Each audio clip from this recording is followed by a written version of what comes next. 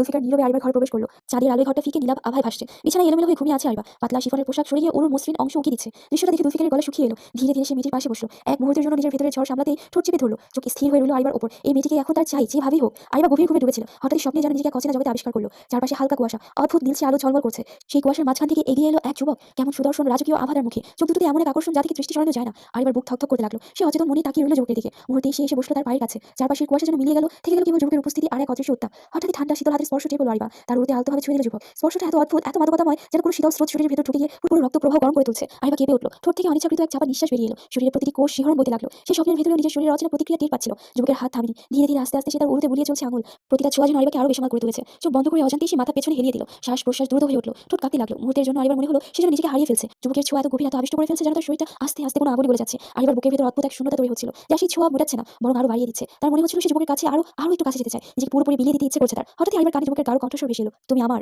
শব্দটা এত মাদকতাময় যে পুরো শরীর কেঁপে উঠল তার। স্বপ্নের ভেতরেও মনে হলো এই মানুষের স্পর্শে, এই উপস্থিতিতে সে ধ্বংস হোক, তবুও মুক্তি চায় না। পুরুষটির চোখের গভীরে তাকিয়ে মৃদুস্বরে বলল, আমি তোমার শরীরের উপর দখল নিতে চাই, তুমি কি রাজি? আরিবার বুক ধকধক করতে লাগলো। কণ্ঠ থেকে কোনো শব্দ বেরোলো না, তবে মাথা নিচু করে নীরবে সম্মতি জানালো। পুরুষটি আবারও জিজ্ঞেস করলো, কণ্ঠ আরো গভীর, আরো প্রলোভকর। আরিবার হাত পা যেন অবশ হয়ে গেল, তবুও সে মাথা নাড়ালো। মুহূর্তেই জুলফিকারের ঠোঁটে ফুটে উঠল এক শয়তানি হাসি। সে যেন নিশ্চিত হয়ে গেল এই মেয়েটি এখন সম্পূর্ণ তার। পরক্ষণেই আরিবা অনুভব করলো তার গলার পাশে জ্বলন্ত অথচ নেশাময় স্পর্শ ছড়িয়ে যাচ্ছে। আগুনের মতো গরম ঠোঁট তার গলা দিয়ে বুকে নেমে আসছে। প্রত্যেক ছোঁয়ার শরীরের ভেতর দিয়ে বিদ্যুতের মতো শিহরণ বয়ে যাচ্ছে। আরিবা নিজেকে সামলাতে পারছিল না। বুক দ্রুত ওঠানামা করছে, ঠোঁট কাঁপছে, অদ্ভুত সুখে ভরে উঠেছে শরীর। তবুও সে অসহায় হয়ে চোখ বন্ধ করলো, যেন এই মাদকতাময় অনুভূতি থেকে আর ফেরা সম্ভব নয়। জুলফিকার তার প্রতিটি প্রতিক্রিয়া খেয়াল করছে, কখনো কোমলভাবে, কখনো তীব্রভাবে তার শরীর ছুঁয়ে যাচ্ছে। আরিবার ঠোঁট থেকে চাপা গোমানির মতো শব্দ বেরোলো, যা জুলফিকারের ঠোঁটের কোণে আরো এক শিকারী হাসি এনে দিল। হঠাৎই সে দুহাতে আরিবাকে শূন্যে ভাসিয়ে নিল। চারপাশে বাতাসের ঝড় বইছে। আরিবা ভয় পেয়ে চোখ মেলে তাকালো। তার সামনে দাঁড়িয়ে আছে সেই সুদর্শন যুবক, রাজপুত্র জুলফিকার। চারদিকে অন্ধকার ভেদ করে তার শরীর যেন জ্বলজ্বল করছে। নিখুঁত শক্তিতে ভরপুর এক ভয়ঙ্কর অথচ অদ্ভুত আকর্ষণীয় রূপ। আরিবার ভেতরে দ্বিধা ছিল, একদিকে ভয়, অন্যদিকে অবিশ্বাস্য টান। জুলফিকার ধীরে ধীরে তার মুখের কাছে ঝুঁকলো। দু চোখ কেমন আগুনের খেলা, প্রতি শিকারী হাসি। সে আরিবার দুই পায়ের মাঝখানে এসে থামলো, যেন এক অনিবার্য মুহূর্তের প্রতিশ্রুতি দিচ্ছে। আরিবা ভয়ে নিঃশ্বাস আটকে ফেললো, কিন্তু একই সাথে বুকের ভিতর জমে থাকা আকর্ষণ তাকে টেনে নিয়ে যাচ্ছিল। শরীর কাঁপছিল, তবুও সে চোখ সরাতে পারছিল না।